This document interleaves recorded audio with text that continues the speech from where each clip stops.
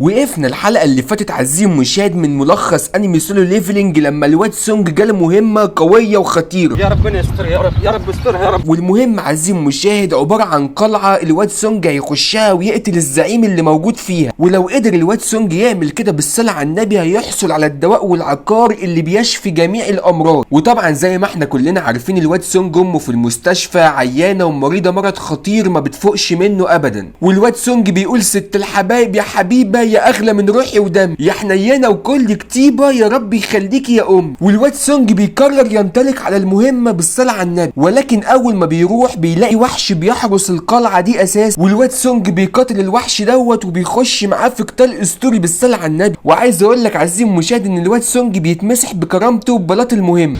لا ما تفشخنيش لا. ولكن والحمد لله وعشان اللي معاه ربنا بيمشي على المايه يا جماعه الواد سونج بيقدر يهزم حارس القلعه. هربت الحمد لله رب العالمين. ولكن الواد سونج ما بيخشش للقلعه ديت وبيقول في نفسه طالما الحارس بالقوه دي ومسخرني ومسح بيا بلاط المهمه، ما بالك بقى بالوحش اللي موجود جوه القلعه نفسها قوته عامله ازاي. قول على نفسك يا رحمن يا رحيم.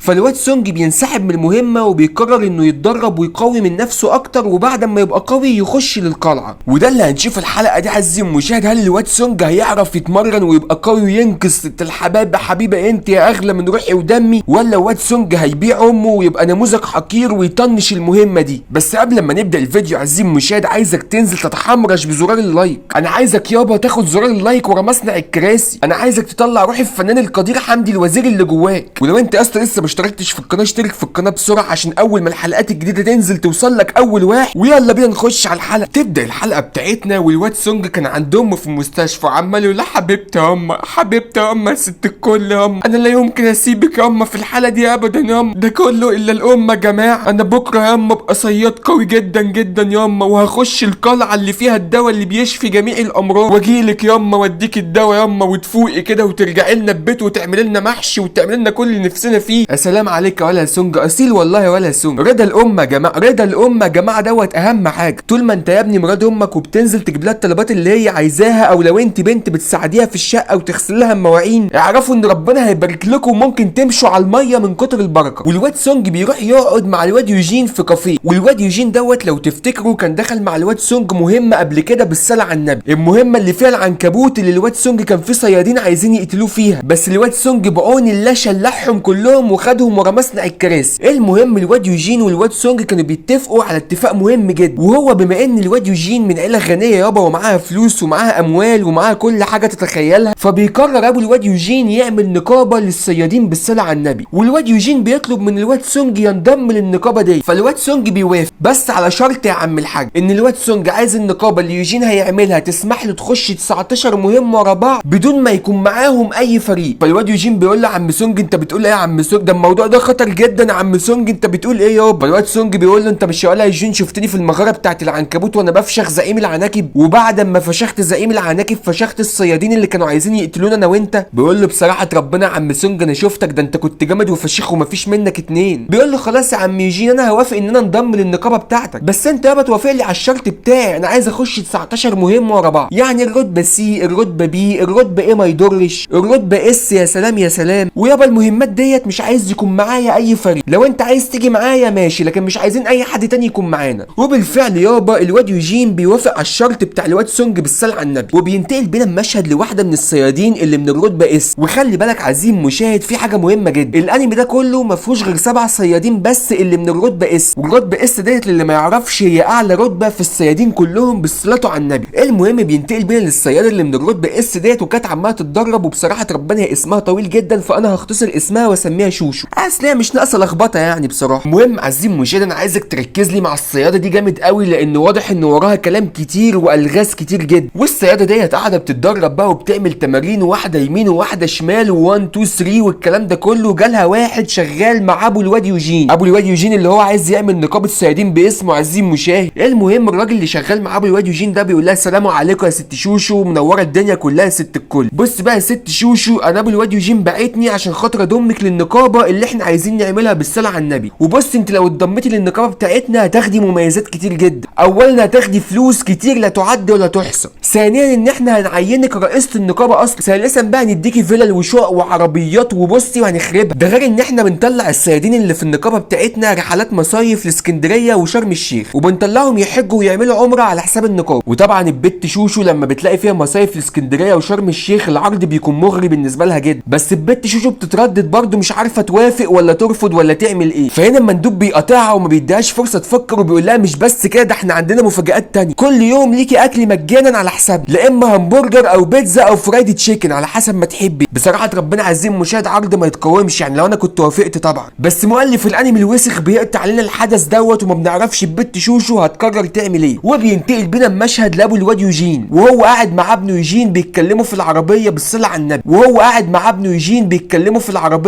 على النبي. فهو الواد يوجين بيتكلم وبيقول من زمان قوي اتفتحت البوابات السحريه. انت ما توعاش على الكلام ده يا يوجين، كنت انت لسه صغير ساعتها بتشخ على روحك، ما توعاش انت على الكلام ده. فالواد يوجين بيقول له يا حاج ما وعاش على الكلام ده ايه بس وبعملها على روحي. الكلام ده حصل من 10 سنين يا حاج، وانا عندي 24 سنه، يعني كان ساعتها عندي 14 سنه يا حاج. يعني لو كنت بشخ على روحي ده معناه ان انا عندي ازمه نفسيه واهلي السبب فيها يا حاج. انت جبت لي عقد نفسيه يا حاج، وبعدين ده بدل ما توديني للدكتور تعالجني بتعايرني يا حاج بمرضي ولا انا مش فاهم. فابو يوجين بيقول له بس اسمع بس ولا القصه وانت هتعرف العبره من الموضوع. فيوجين بيقول له اتفضل يا حاج اتفضل يا حاج. بيقول له زمان يا يوجين كنت انت لسه مش صغير قوي، يعني ما يعني كنت بتعملها على روحك بس ما بتعملهاش كتير. المهم في الوقت دوت اتفتحت البوابات السحريه بالصلاه على النبي، وكان لسه ما فيش صيادين ولا في اي حاجه، فما فيش حد بيخش يقضي على زعيم الوحوش اللي في البوابه. وطبعا زي ما انت عارف ولا يوجين الزعيم بتاع الوحوش اللي جوه البوابه لو ما فيش حد دخل وقتله في خلال 7 ايام البوابه دي بتتكسر، وبعد ما بتتكسر الوحوش اللي فيها بيقدروا يطلعوا لعالم البشر عادي. وطبعا عشان ما فيش صيادين كانت الوحوش دي بتطلع وتفشخ في الناس كلها وتعمل معاهم الهونجا بونج، وكان الناس كلها بيبقى معمول معاها الجلاشه في كل مكان. كنت تمشي كده تلاقي جلاش بيتعمل مع الناس في كل حته ولا يوجين. لحد اما في يوم من الايام ظهر قوه الصيادين، والصيادين دولت الحمد لله كانوا بيخشوا ويقضوا على زعيم الوحوش ويقفلوا المغاره، والناس يا ابني بقت تعيش في امان وفي سلام. بس لما الصيادين ابتدوا يخشوا للمغارات دي كتير بالصلاه على النبي اكتشفوا حاجات كتير جدا برضه. اكتشفوا احجار المانا، واكتشفوا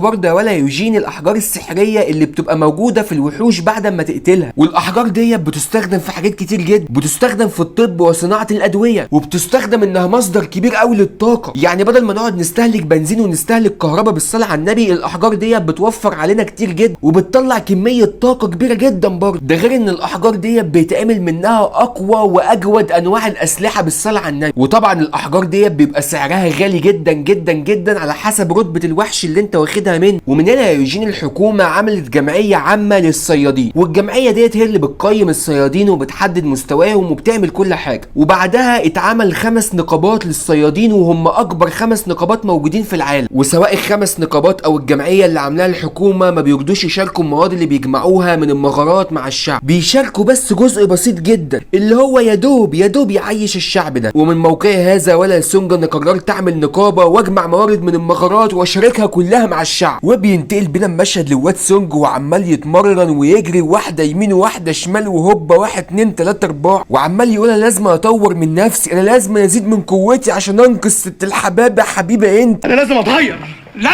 يعني لازم اتغير. بمستواي الحالي دوت مش هقدر اخش القلعه اللي فيها الاكسير اللي بيعالج جميع الامراض. بس المشكله هنا ان انا ما بقاش فيه مهمات بس المشكله ان المهمات اليوميه البسيطه ديت ما بتدينيش نقاط كتير اقدر ارقي بيها المستوى بتاعي، وانا محتاج اقاتل واصارع وحوش عشان اقدر ارقي المستوى بتاعي بسرعه. وفي وسط ما الواد سونج بيتكلم بيجيله رساله من نقابه الصيادين ان هم محتاجينه في مهمه، والمهمه ديت بتكون من الرتبه دي. فالواد سونج بيقول اي نعم الوحوش اللي في مغارات الرتبه دي بتبقى قليله وبتديني نقاط قليله ولكن احسن من مفيش. وبينتقل بينا المشهد عزيزي المشاهد لواحد من اللي كانوا مع الواد سونج في اول مغاره دخلها في اول الانمي، ودي المغاره اللي ادت لسونج برنامج تطور الحكام اللي سونج بيستخدمه دلوقتي. والبرنامج دوت بفضله الواد سونج بيقدر يرقي ويطور من مستواه وفي نفس الوقت يحسن من قوته الجسديه وقوته السحريه وقوه الذكاء كمان. المهم الشخص اللي كان مع الواد سونج في المغاره بصراحه ربنا اسمه طويل فانا هسميه متولي، والحاج متولي دوت بيبقى راجل عجوز وبنعرف ان عنده مدرسه بالصلاه على النبي، بس مش اي مدرسه عزيزي المشاهد، دي مدرسه لتعليم المبارزه بالسيف بالصلاه على النبي. ومره واحده والحاج متولي دوت قاعد بيجيله رساله من النقابه ان هم محتاجينه في مغاره سحريه من الرتبه دي. فواحد من تلاميذ الحاج متولي بيقول له يا حاج انت مش ناوي تعتزل مهنه الصياد بقى اللي هتجيب اجلك دي؟ انت اخر مغاره دخلتها مع الواد سونج يا عم الحاج انت طلعت منها وانت فاقد دراعك وفي ناس كتير قوي من اللي كانوا معاكم ميتين، ما تعتزل بقى يا عم الحاج مهنه الصياد دي، وانت كده كده راجل كسيب والمدرسه بتدخلك فلوس كويسه كل اول شهر بالصلاه على النبي. فالحاج متولي بيقول للتلميذ بتاعه انت ايه الكلام الوسخ اللي انت بتقوله ده يا ابني؟ انا يا ابني علمتك كده في المدرسه؟ ده انا علمتك تقاتل وتبقى مبارز شجاع كده وتخش في القتالات بصدرك.